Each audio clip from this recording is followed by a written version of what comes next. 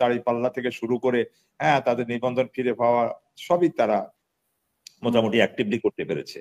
আর সেক্ষেত্রে বিএনপির তৃণমূলের অবস্থাটা খুবই ভয়াবহ। তৃণমূলকে আসলে কিন্তু একটু সংযত করার জন্য আরো কি কার্যকর পদক্ষেপ নেওয়া যায় এটা নিয়ে ভাববার সময়। আমি আবারও বলি, উনি আমাদের চেয়ে অনেক ভালো বুঝেন। কিন্তু তারপরে এই জায়গাটা আমি একটু দ্বিমত করলাম যে না, এই মুহূর্তে না, কিন্তু এটা 5ই আগস্ট 2024 হাসিনা পালাই যাওয়ার পর 1 ঘন্টা পর এটা সম্ভব ছিল। তখন এটা করার জন্য অর্গানাইজ হলো না। চাচ্ছে যে নির্বাচনকালীন সরকার, এখন সেটা নির্বাচনকালীন সরকার যদি বিপ্লবী সরকার হয়ে যায়, ফর এক্সাম্পল, যেহেতু একটা ইঙ্গিত দিয়েছেন যে নির্বাচনকালীন একটা সরকার হবে, আমরা তো জানি না সেই নির্বাচনকালীন সরকারের কথা বলে যদি আমরা তো কিছু জানি না, সকালে বুঝি একটা, রাত্রে শুনি আরেকটা। কারণ ওই পরিকল্পনাটা আমি যেটা বললাম এমনই যে তারা ওই যে পর্যন্ত তারা যদি দেখা যায় কি এটা মানে ওই সংস্কারের যে আকাঙ্ক্ষাগুলো যে কথা আসছে, ওই সংস্কারের বিষয়গুলো যদি না আসে তাহলে তাদের ওই বায়নাতে আসবে। ইতিমধ্যে তো তারা রেজিস্ট্রেশন পেয়ে যাচ্ছে, প্রাথমিকভাবে তো তারা কোয়ালিফাই করছে। এখন যে মাঝখানে যে কথা উঠেছিল, জামাতকেও শুনছি যে তারা মাঠে নামবে যে কোনো উদ্দেশ্যে, তারা আজকে মিছিল হয়েছে অলরেডি, এবং আজকে ইসলামী ঐক্য জোট নির্বাচন কমিশনে তারা তাদের 7 দফা দাবি দিয়ে এসেছে। কিছুক্ষণ আগে আপনার অনুষ্ঠানে যোগদান করার আগে আমি সেই নিউজটা পড়ছিলাম। তো আমি বলছি আর কি যে এটা অন্ধকার টানেলের দিকে আবার মোড় নিবে। যদি রাষ্ট্র সংস্কারের জন্য যে প্রশ্নগুলো তারা এসেছে ওই জিনিসগুলো যদি একটা যুক্তিযুক্ত বা একটা সমঝোতার ঐক্যমত্যের সমঝোতার জায়গায় না আসে, তাহলে তারা ওই যে নির্বাচন থেকে সরে যাওয়ার কথা তারা ভাবতে পারে, আন্দোলনের কথা ভাবতে পারে। আর আন্দোলনের কথা বললে তো সরকার বিহাইন্ড দ্য সিন তাদেরকে সহযোগিতা করবে, তাহলে তো তাদের আন্দোলন তো চাঙ্গাই থাকবে, তাদের উপরে তো পুলিশ চড়াও হবে না, আন্দোলন দমন তো করা হবে না। তো সুতরাং আন্দোলন যেহেতু দমন করা হবে না, সুতরাং তারা ভালোভাবে আন্দোলনটা মানে করতে পারবে, এবং এইটা নিয়ে জনগণের কাছে তারা ভালোভাবে তাদের প্রসঙ্গগুলোকে জাস্টিফাই করতে পারবে। আমি মনে করি তাদের মাথার ভিতরে ওই জিনিসটাই খেলছে। আর সরকারের শেষ মুহূর্তে উপায় অন্তর না পেলে আমরা যেমনটা বলছি ভাবছি সেটা করতে সরকার বাধ্য হবে। ইউনূস সাহেব বলবে যে কি আমি তো যেহেতু সরি আমি এখন তো আর পারলাম না সবাইকে নির্বাচনে আনতে। ওই যেটা আমি আপনাকে কিছুক্ষণ আগে বলতে চাচ্ছিলাম যে ওরা কিন্তু প্রাথমিকভাবে কোয়ালিফাই করেছে এনসিপি, যে রেজিস্ট্রেশনের জন্য 10টা না আরো 12টা দলকে ইয়ে করা হয়েছে, তাদের ভিতরে তারাও আছেন। তো সুতরাং এটা তো যেহেতু হয়ে গেছে, সুতরাং তাদেরকে তার কেউ অনিবন্ধিত রাজনৈতিক দল নয় এটা সেটা এগুলো বলতে পারবে না। ইভেন তারা সাপলাও প্রতীক হিসাবে পাবে, যতটুকু ভেতরের খবর আমরা রাখার চেষ্টা করে জানি। তো সুতরাং তারা তাদের এইগুলো অ্যাসিভ হয়ে যাবে। জামাতেরও যেরকম সবগুলো অ্যাসিভমেন্ট তারা এই সরকারকে দিয়ে করে নিয়েছে, জামাতের সব দাঁড়িপাল্লা থেকে শুরু করে তাদের নিবন্ধন ফিরে পাওয়া সবই তারা মোটামুটি অ্যাক্টিভলি করতে পেরেছে। আর সেক্ষেত্রে বিএনপির তৃণমূলের অবস্থাটা খুবই ভয়াবহ। তৃণমূলকে আসলে কিন্তু একটু সংযত করার জন্য আরো কি কার্যকর পদক্ষেপ নেওয়া যায় এটা নিয়ে ভাববার সময় এসেছে। আমরা তারা যে জিনিসটা নিয়ে এরা মনোযোগী, বিএনপি কিন্তু মাঠ পর্যায়ে কিন্তু তাদের তৃণমূলের মনোযোগটা কিন্তু অন্য জায়গায়। মিছিল মিটিং এর ডাক দিলে আসতেছে, কিন্তু অন্যভাবে রাতের অন্ধকারে কিন্তু কাজ করতেছে ভিন্ন। তো এই যে তৃণমূলের যে অবস্থা, এখানে তো শীর্ষ নেতৃত্ব থেকে শুরু করে একদম আপনার সেকেন্ড লেয়ারের নেতৃত্বদেরকে নির্দোষ যারা আছেন, যারা আসলে সত্যিকার রাজনীতি চান, তারা তো মানে এইটাকে প্রশ্নবিদ্ধ হচ্ছে। এদের জন্য প্রতিদিন কিছু না কিছু অঘটন আমরা শুনতে পাচ্ছি।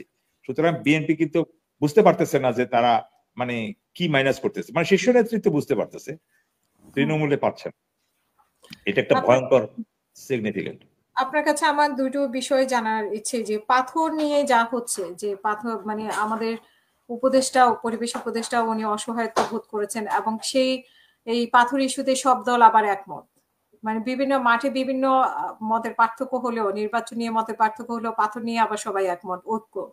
এবং সেই ঐক্যটা পাথর দিয়ে না, সব বিষয়ে মানে অর্থনৈতিক যতগুলো বিষয় আছে সে বিষয়ে অলমোস্ট সবাই একমতই।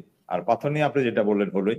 আর উপদেষ্টা যদি এই কথাই বলে, তাহলে আর উনি যদি মনে করেন যে উনি অসহায়, এটা বলে তো উনি দায় মুক্তি পেতে পারেন না। এগুলাকে আমরা কখনো মানে ভালো বুদ্ধিমানের লক্ষণ বলে মনে করি না। উনি সুন্দর করে গুছিয়ে কথা বলবেন, করবেন, এটা দিয়ে তো মানে আপনার উনি যদি ওনার দায়িত্ব থেকে না করতে পারেন, তাহলে তো উনি তো ওনার সরে যাওয়া উচিত বা উনি কন্ট্রোল করা উচিত।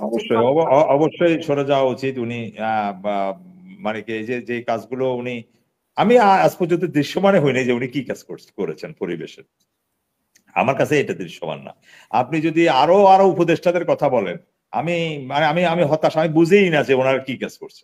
এই কাজগুলো যদি ওনারা শুরু থেকে শুধু সংস্কারে যেটা বলতেছে, আমি বলছি যে সংস্কার এবং নির্বাচনী কাঠামোটাকে স্ট্রং করার জন্য সংবিধান পরিবর্তন বলতে তার পুরো সংবিধান ফেলে দেওয়ার দরকার নেই। সংবিধানে যদি আপনি কোনো কিছু সংযোজন বিয়োজন করে যদি এটাকে যদি জনগণের কাছে গ্রহণযোগ্য করতে পারে, সেটাও তো সংশোধিত নতুন গঠনতন্ত্রই হলো, মানে সংবিধানই হলো। তো সেটাও তো আপনারা ঠিক মতো করতে পারলেন না, মাঝখান থেকে শুধু সময় নষ্ট করলেন। কিন্তু এখন তো আমি যেটা মানে গতকালকে ফরাদ মাঝারের সাথে যেটা হয়েছে, উনি তো বলতেছে সংবিধান স্থগিত, বা সংবিধান এনসিপি যে ভাষায় বলতেছে আর কি, সংবিধান ফেলে দেওয়া বা সংবিধান স্থগিত। উনি উনি উনি একটু মানে ওনার তো, আমি ওনার প্রতি যথেষ্ট শ্রদ্ধা আছে, আমার সাথে ওনার চমৎকার সম্পর্ক। হ্যাঁ, তো সুতরাং ওনার চিন্তা আমাদের একই, আপনার আমার ওনার বাড়ি একই জায়গায়। হ্যাঁ, আপনার তো একেবারে ওনার ঘরের পাশে ওনার আপনার বাড়ি। তো সুতরাং আমরা ওনার প্রতি, ওনার সাথে তো আমাদের তুলনা হয় না, ওনার চিন্তা রাষ্ট্রের নিয়ে ওনার ভাবনা। হ্যাঁ, তো আমার সাথে ওনার যাওয়া আসা আছে 5ই আগস্ট, আগে তো ফোনে যোগাযোগ হতো, এরপর আমি সরাসরি আমরা বসছি, আলাপ করছি, ঠিক আছে। কিন্তু ওনার চাওয়াটা মানে যেভাবে সংবিধান স্থগিত করে বলা হচ্ছে, এটা রাষ্ট্রের জন্য একটা সেটা ভয়ঙ্কর মানে কিনা, এই মুহূর্তে, জানি না এই যদি এটা মুহূর্তে হয় আর কি, মানে এটা যদি ওনারা 5ই আগস্ট কিন্তু ছিল না, মানে ওই 24-এর 5ই আগস্ট কিন্তু এটা বাস্তবমুখী ছিল কথাটা। এই মুহূর্তে কিন্তু আপনি যেটা বলছেন, দেশে এখন বিরাট একটা অরাজকতা তৈরি হবে। তো এখন যখন এটা ভাবার দরকার তখন আমরা ভাববো না, যখন এটা ভাবার দরকার নাই, কেওয়াজ তৈরি করবে, তখন এই প্রসঙ্গটা আনাটা, আমি ওনার প্রতি শ্রদ্ধা রেখে বলি, হয়তো এটা জুৎসই হবে না আর কি। আমি আবারও বলি, উনি আমাদের চেয়ে অনেক ভালো বুঝেন। হ্যাঁ, কিন্তু তারপরে এই জায়গাটা আমি একটু দ্বিমত করলাম যে না, এই মুহূর্তে না। কিন্তু এটা 5ই আগস্ট 2024 হাসিনা পালাই যাওয়ার পর 1 ঘন্টা পর এটা সম্ভব ছিল। তো তখন এটা করার জন্য অর্গানাইজ হলো না কেন? তখন যা করতে তাই হইতো, বঙ্গভবন ফেলে দেন, বঙ্গভবনের রাষ্ট্রপতি ফেলে দেন, ইয়ে করে দেন, সংবিধান স্থগিত করে দেন। এই আমি তো মনে করি যে সব ইউনূস সাহেবের সাথে সব ছাত্রগুলো থাকলেই হইতো। এই মাঝখান থেকে আরো যারা এই উপদেষ্টারা আছেন, এদেরকে কেন নিয়েছেন আমি জানি না। কারণ ছাত্ররা যেটা বলতে চায় যে বিপ্লব, আচ্ছা শুনুন, এখন আবার এই বিপ্লব নিয়ে একটা বিতর্ক উঠে না? এটা নিয়ে বিতর্ক করা মানেই তো কেউ বলে বিপ্লব, কেউ বলে অভ্যুত্থান, কেউ বলে এটা। কিন্তু দেখেন, যদি এটা স্বীকার না করেন, আপনারা দেখবেন যে কোনো অনুষ্ঠানে যান, মানে রাজনৈতিক দলের, সেখানে তারা বলবে যে এখন বক্তব্য রাখবেন আমাদের বিপ্লবী সভাপতি। তো হে কোন জায়গায় বিপ্লব করে বিপ্লবী হলো, কমরেড হলো? ওই সময় বিপ্লব বলতে পারে টাইটেলে, বিপ্লবী সংগ্রামী, হ্যাঁ, কে সবাই করে। কিন্তু এখন আর সেটা বিপ্লব, বিপ্লব আর এটা আর বিপ্লব হবে না। আর এটা বিপ্লব না হলে বিপ্লব হবে কোনটা? এটাই তো বিপ্লব। যেই হোক, এখন কথাটা হলো যে কি, বিপ্লবী সরকার যদি হতো তখন কিন্তু এই সংবিধান স্থগিতের কথাটা সেখানে কার্যকর ছিল। আর আপনি এখন এত দূর চলে আসে এই সংবিধানকে, ওই যে আমরা বারবার বলতাম, সংবিধান ভেঙে, শপথ ভেঙে শপথ রক্ষার জন্য একটা নতুন পদ্ধতি তারা তৈরি করছে। এটা করে এখন 1.5 বছর, কত 1 বছর কাছে পার করে এসে এখন যদি বলে যে কি আমরা সংবিধান মানে চাই না, তাহলে তো এটা আর হলো না। তাহলে ওই আরেকটা 5ই আগস্ট দরকার হবে, এরকম একটা বড় একটা আন্দোলনের দরকার হবে, যেটা হয়তো এত সকাল সেটা তো ম্যাচিউর হবে না, সেটার জন্য হয়তো আরেকটু সময় নিবে। কিন্তু আমার মনে হয় যে জাতীয় ঐক্যের বিষয়টা যদি না হয়, হ্যাঁ, যদি কোনোভাবে যদি মানে এই এদেরকে এনসিপি থেকে শুরু করে জামাত ইসলামী, ইসলামী ঐক্যজোট, এদের সাথে যদি মানে একটা চমৎকার সমঝোতা যদি সরকার তৈরি করতে না পারে, তাহলে সরকার কিন্তু এই দায় এড়াতে পারবে না, সরকারকে এই জাতি ক্ষমা করবে না। কারণ সরকার যদি মনে করতো যে আমি এটা করতে পারবো না, তাহলে সরকারকে এই সংবিধান অন করতে কেউ বলে নাই, এই রাষ্ট্রের দায়িত্ব তাদেরকে কেউ নিতে বলে নাই। তারা এটা বুঝে শুনে আমাদেরকে এই অন্ধকার গভীরে, মানে অন্ধকার থেকে, মানে আমাদেরকে সাগর থেকে নিয়ে এসে বা নদী থেকে এসে আমাদেরকে সাগরে ফেলে দিচ্ছে। এখন পরিণতি হবে আমাদের জন্য এটা, যেটা আমাদের কারোর জন্য এটা কাঙ্ক্ষিত না। কারণ মানে ওই যে হাসিনা থেকে রক্ষা করে এনে আপনি আমাকে বাঘের মুখে দিয়ে চলে গেলেন, সিংহের মুখ থেকে নিয়ে বাঘের মুখে, মানে এই যে পদ্ধতিগুলোতে এমনই হবে। তো এটা তো তাহলে আপনারা কেন এটা করলেন? শুধু খাওয়া দাওয়ার জন্য, শুধু ভোগ বিলাসের জন্য, শুধু গাড়ি নিয়ে ঘোরার জন্য, পুলিশের সিকিউরিটি নেওয়ার জন্য? তাহলে এই যে তারা এই জিনিসগুলো করলেন, এই জিনিসগুলো করে তামাশা করলেন, শুরুতে করতেন যে না এটা তো এইভাবে হয় না, এই প্যাটার্নে এটা হবে না, এই সবাইকে একমত করা যাবে না। এটা বাংলাদেশের মানুষের সেন্টিমেন্ট, ওনারা তো মঙ্গল গ্রহ থেকে আসে না। উপদেষ্টারা এই দেশের এই ধুলাবালিতে তারা বড় হয়েছে। যতই তারা বিদেশে থাকুক, আলী রিয়াজ সাহেবরা, তারপরে তো দেশের সাথে ওনারা এই দেশেরই সন্তান, ছোটবেলায় এখানেই কাটিয়েছেন, বড় হয়েছেন, বেড়েছেন, তাই না? তো তাহলে ওনারা এই দেশের মানুষের সেন্টিমেন্ট জানে যে রাজনৈতিক দলগুলোকে এইভাবে করা ঠিক হবে না, ঠিক আছে এটা বিপ্লবের দিকে যাক। বিপ্লব তো বিপ্লব তো আপনার আইন কানুন মানবেন। তখন আমরা এখন যে কথা বলেছি, ওদের সমালোচনা করতেছি, হ্যাঁ, যে তারা কেন মিডিয়াকে নিয়ে এরকম কথা বলে, কেমন এরকম হুমকির কথা বলে, কেন ডিজিএফআই কে ভেঙে দেওয়ার কথা বলে। একটা গণতান্ত্রিক কাঠামোতে এটা হয় না এখন।